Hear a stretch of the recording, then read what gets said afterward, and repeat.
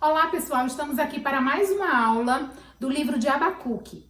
Hoje nós estudaremos o capítulo 2 e o texto diz respeito aos versículos de 6 a 20, mas estudaremos hoje apenas os versículos de 6 a 8. Este é um texto que fala sobre os 5 ais de Abacuque. Nós estudaremos hoje o primeiro ai. Então eu convido você a abrir a sua Bíblia no capítulo 2 e ler conosco do versículo 6 ao versículo 8. Vamos lá. Não levantarão, pois, todos estes contra ele uma parábola e um provérbio sarcástico contra ele? E se dirá: ai daquele que multiplica o que não é seu, e daquele que carrega sobre si dívidas. Porventura não se levantarão de repente os teus usuários, e não despertarão os que te farão tremer, e não lhes servirás tu de despojo? Porquanto despojaste a muitas nações, todos os demais povos te despojarão a ti, por causa do sangue dos homens e da violência feita à terra, à cidade e a todos os que nela habitam. Vamos orar? Senhor, nós queremos te agradecer por este texto, te agradecer pela tua palavra, que nos conduz, que é luz para os nossos caminhos. Muito obrigada por cada aluno que está assistindo esta aula. Eu quero te agradecer e também, ó Deus, pedir a orientação do Senhor para que nós venhamos a estudar aquilo que o Senhor preparou para nós. Queremos agradecer ao Senhor pelas preciosas lições que podemos tirar desse texto. Em nome de Jesus, amém. Bem, queridos, como eu disse, este texto é conhecido, reconhecido como o texto dos 5 ais de Abacuque. O que nós precisamos ter em mente ao ler esse texto é que quem semeia, quem planta, colhe a mesma semente que plantou e ainda com uma colheita muito mais abundante. Outra coisa que nós deveremos ter em mente é que Deus é justo e o mal terá a sua retribuição. Além da gente colher o que planta, além do mal ter a sua retribuição, o pecado, ele também muitas vezes ele é atraente, ele parece ser vantajoso, mas por fim, o seu salário é morte e destruição, nos diz a palavra de Deus. Outra coisa interessante também que nós devemos ter em mente é que os benefícios aparentes das vitórias conquistadas por intermédio de maldade e de engano, na realidade, são perdas, não são vitórias. Então, estas são as preciosas lições que a gente pode compreender logo de cara desse texto. Esse texto aqui diz respeito à retribuição que os caldeus teriam, que a Babilônia teria. Mas a gente pode também aplicá-lo como um texto que tem uma verdade que é universal, que alcança a todos. Ele diz respeito à queda da Babilônia, porque na realidade a ruína da Babilônia ela seria irremediável. Deus estava prometendo isso. E aqui esses 5 ais levantados e proferidos por todas as nações e povos mencionados aqui no versículo 5 e nesses demais versículos, tem a ver exatamente com a Babilônia. Ais na Bíblia são palavras condenatórias, palavras de maldição, palavras que estão também presentes em todo o Antigo Testamento. Em todo o Antigo Testamento, a gente pode observar estes ais, que são palavras condenatórias. E o texto, ele não menciona os babilônicos, os babilônios, ele não menciona os caldeus, mas é certo que eles são alvo desse juízo aqui, que está presente no texto. Então, os babilônios, eles seriam recompensados naquela base do olho por olho e dente por dente. A lei da retaliação é algo presente em todo o Antigo Testamento. E a base aqui não pretende ser uma regra de vingança, mas um princípio de justiça. E esse princípio de justiça é visto claramente nesse texto de Abacuque. Então, todo o mal está, sim, sob o juízo de Deus. O interessante é que os maus, eles podem até triunfar em determinado tempo, Eles podem triunfar por algum tempo, mas a sua sentença, ela está determinada. Nada passará despercebido sob as vistas do Todo-Poderoso. Nada passará. E a Babilônia, ela será zombada, ela será desprezada pelas próprias nações que conquistou. E isso é claro nesse texto. O tema, né, de todo o restante do capítulo, né, a partir do versículo 6 até o versículo 20, né, o tema que permeia aqui é a retribuição, é o juízo de Deus sobre o pecado. Né? Judá não estava isento também de receber a retribuição pela sua idolatria, pelas suas injustiças, né, por aquilo que estava cometendo. Mas o texto em tela se refere aos babilônios, aos caldeus. Então Deus estava também encorajando aqui o seu povo que sofreria, né, um ataque tenaz, um ataque atroz deste povo, né? Deus estava encorajando Judá a confiar na justiça dele, a confiar na justiça divina.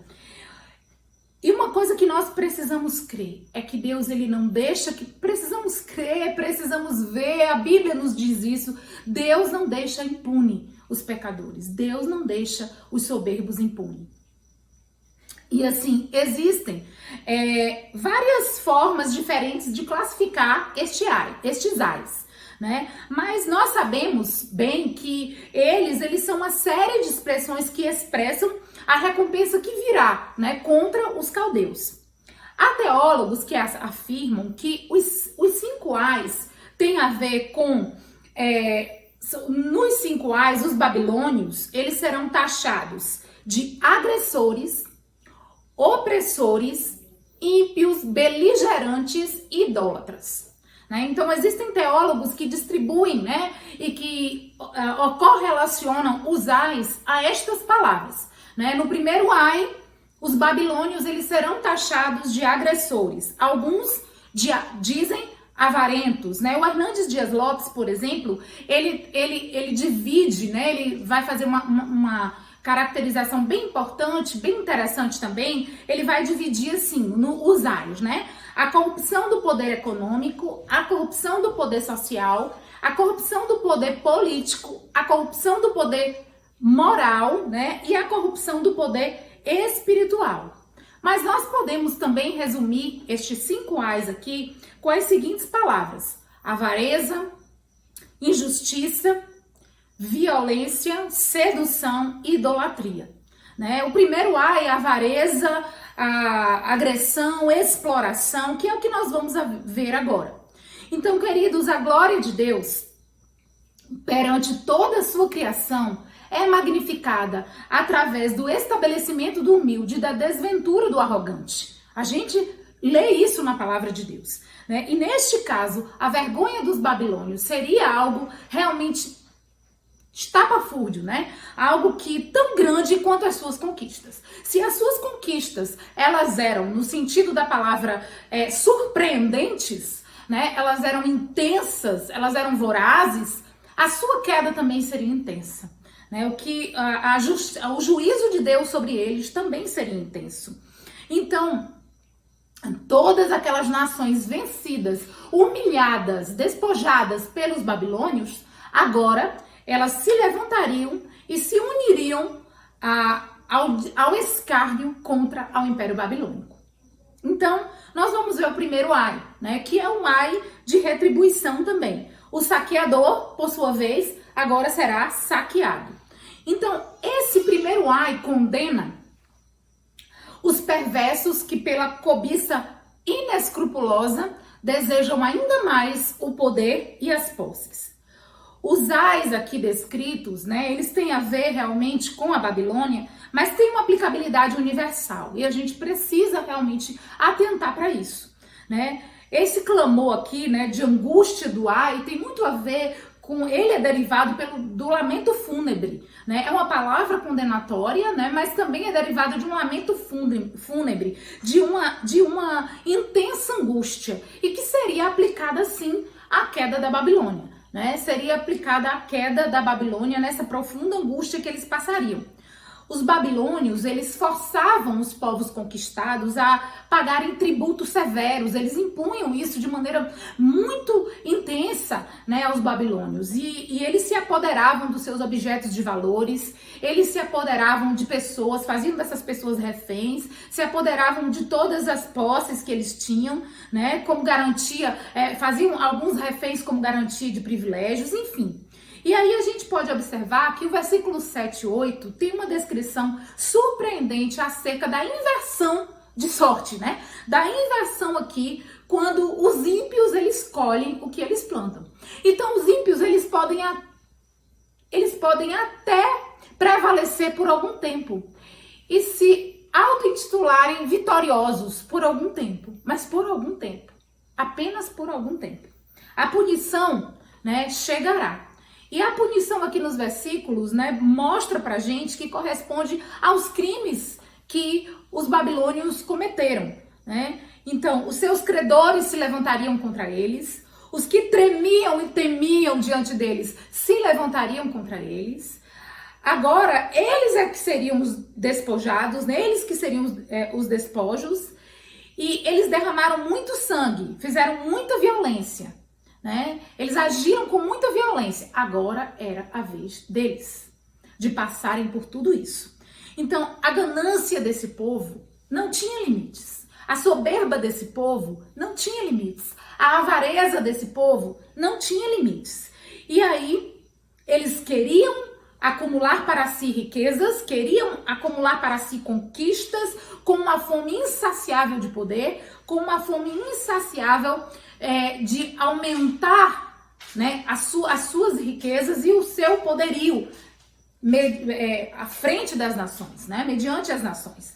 E este povo era um povo que enriquecia ilicitamente. Sim, ilicitamente. Nas guerras expansionistas, a Babilônia, ela tinha tomado como presa muitas como presas de guerras, muitos reféns, muitos objetos de arte, muito dinheiro, né? Coisas preciosas, objetos preciosos, obras de arte. Então, enfim, eles tomavam para si e conquistavam, tomavam para si e enriqueciam de maneira ilícita. Então, o pecado condenado aqui pelo profeta envolve o acúmulo de bens, roubo, fraude, avareza. Enriquecer-se com o que pertence a outros é a quebra do 8º mandamento da lei divina: não furtarás. E era exatamente isso que os babilônios faziam. Então, o enriquecimento ilícito estava debaixo de um ai condenatório. Ai daqueles. Ai daqueles. E nesse momento a gente pode observar que ainda que os